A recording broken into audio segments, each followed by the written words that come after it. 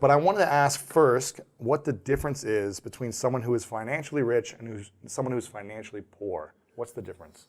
Well, there's lots of differences, but I'd say the first one is someone who is financially rich is an owner. They're not a consumer. They're a consumer also. But when somebody is poor, they're a consumer. All they do is they take I always tell people we're all financial traders.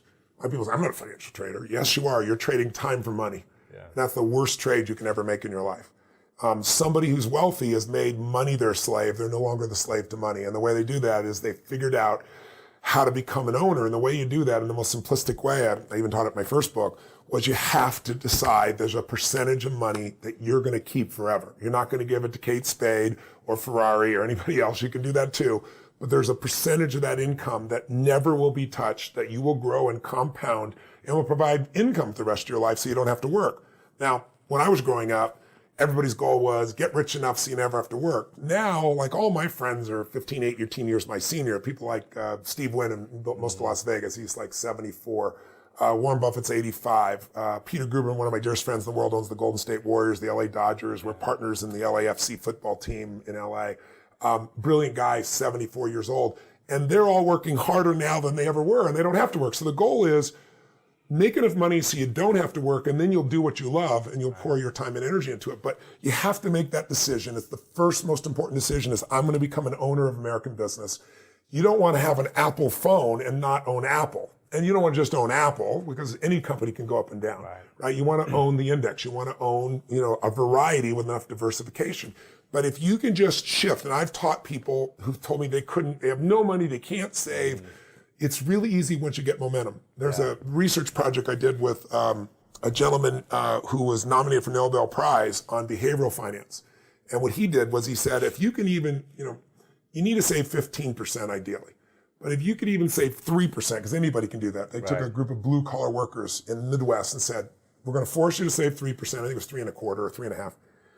But then everybody can go on a diet tomorrow. Everybody can save money tomorrow, right? Yeah. So his tool was, all right, you're not going to save today, you're going to save tomorrow. We'll do the 3.5%, but then you go to your employer and say, the next time I get a raise, the first 5% goes to my savings account, to my investing account. And then every time you get a raise, you do that. Well, in 14 years, the average person was saving 15%, and the top 40% were saving 20%. Well, let me explain what that means. You and I were together before. When I'm trying to explain compounding to people, everybody understands it intellectually. But when I ask some of the richest people in the world, what are most investors failing to do? And they all say they're not tapping the power of compounding. So if you're in a situation where, as an example, let's take you've got $100,000 that you've saved, you're 35 years old, and you put it in the market and just leave it there and never add anything to it. If you leave it in the market and you're only being charged 1% in fees, at retirement 35 years later, you got $762,000 from that 100. Never added a dime. It grew that much. Wow. But if you pay 3% in fees, which is the average most people are paying, when you ask people what they're paying, they don't know, or they say 1%.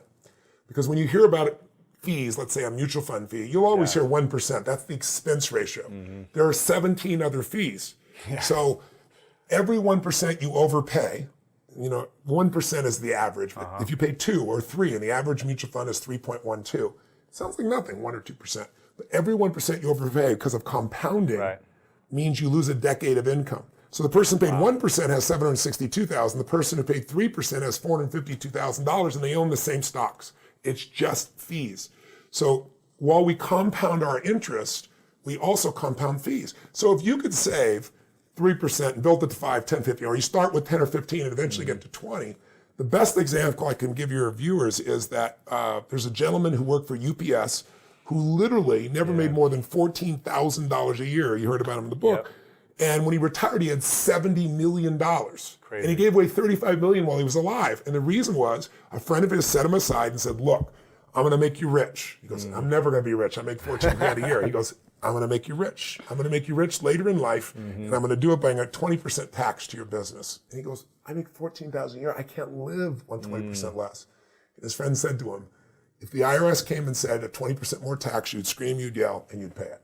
And he said, but we're going to pay it for you. And that 20% compounded generated $70 million. So for the people that are at home, the sooner you start, the better off you are, because compounding does it. I've got an example in the book of a guy that starts at 19 He puts aside $300 a month. He stops at 27. So he does it for 8 years. He only puts in, I think it was $35,000. Yep. But it's $1 million by leaving in the market when he turns 65 and he stopped at 28. He has a best friend that starts at 28, invests his entire life, puts in $180,000, and he has less money at the end. The sooner you start, the better you are.